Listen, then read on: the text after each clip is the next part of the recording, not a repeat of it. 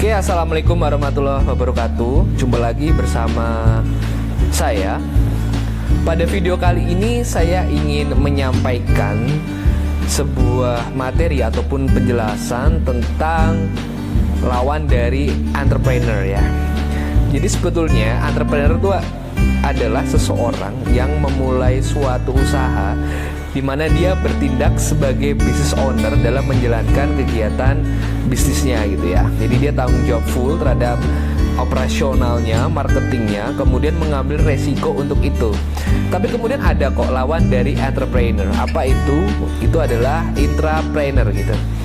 Seorang intrapreneur adalah seseorang yang sudah memiliki jiwa-jiwa bisnis di dalam dirinya, sudah memiliki semacam ide-ide ataupun inovasi-inovasi lain, tapi dia tidak bertindak sebagai business owner gitu.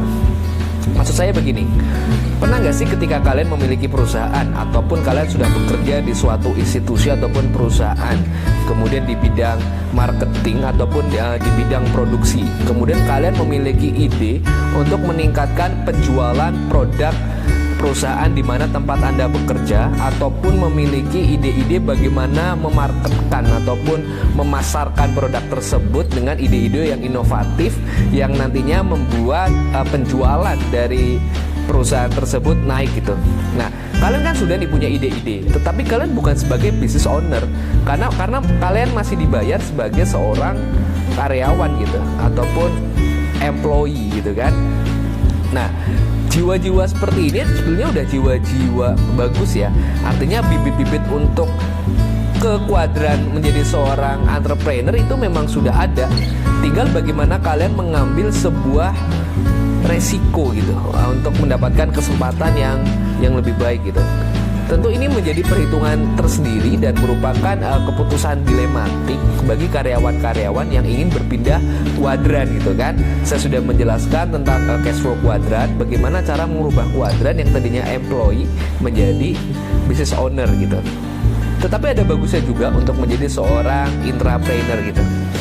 Untuk memulai suatu bisnis kadang tidak mudah, kadang kita juga mengalami kegagalan di mana itu memusingkan dan gak ada obatnya gitu ya. Kalau saya boleh share pengalaman, contohnya seperti ini aja.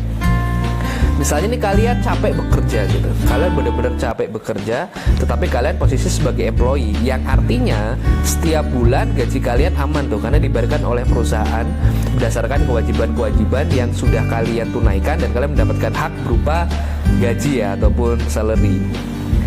Kecapean kalian gitu, peluh kalian ketika sampai di rumah misal itu dipijat sembuh ya, maksudnya istirahat ataupun bagi yang sudah punya istri dipijat istri dan sebagainya itu sembuh.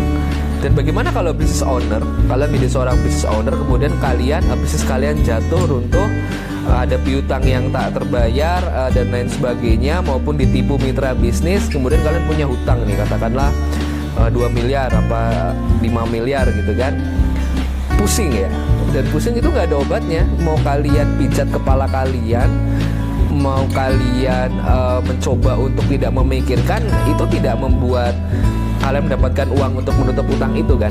Dan biasanya ini terjadi karena apa? Kesalahan keputusan dalam memulai suatu bisnis ataupun menjalankan suatu bisnis. Nah, untuk menghindari hal ini, kalian bisa untuk belajar dari bos kalian terdahulu. Karena pengalaman mahal, makanya ada pembelajaran seperti ini agar kalian tidak mengalami apa yang pengusaha-pengusaha lain ngalami, jatuh bangun di dunia usaha. Itulah pentingnya pendidikan kewirausahaan sebetulnya. Nah, ada tugas juga bagi kalian. Saya yakin beberapa mahasiswa di sini sudah ada yang menjadi seorang entrepreneur.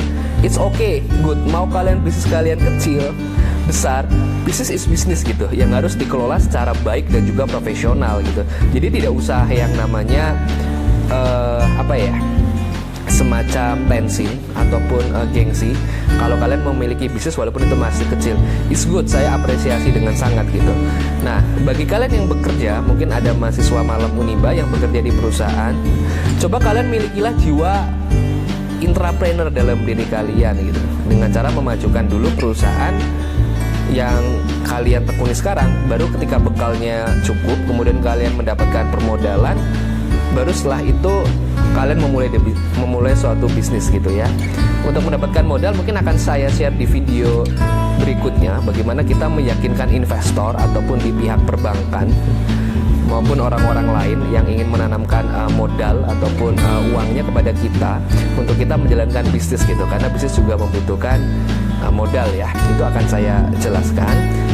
Nah, bagi kalian, coba belajar dari bos kalian, di institusi mana sih kalian sebetulnya bekerja, dan setelah ini what next-nya apa gitu, rencana kalian pindah kuadran itu seperti apa. Nah, bagi mahasiswa yang belum memulai usaha ataupun belum bekerja di suatu institusi, coba pikirkan dulu ide bisnis apa sih yang kira-kira bisa kalian tekuni gitu, yang pasar inginkan dan juga passion kalian kayak gitu.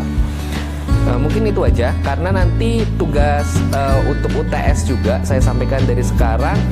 Tetap bagaimana kalian mencari sebuah atau seorang mentor di dunia usaha yang kalian pelajari. Itu bisa dari bos kalian ataupun bisa jadi orang tua kalian kalau ada orang tuanya pengusaha, maupun teman-teman ataupun kerabat kalian gitu ya. Mungkin itu aja yang bisa saya sampaikan pada video kali ini. Kurang lebihnya saya mohon maaf. Bertemu lagi di video selanjutnya. Terima kasih. Wassalamualaikum warahmatullahi wabarakatuh.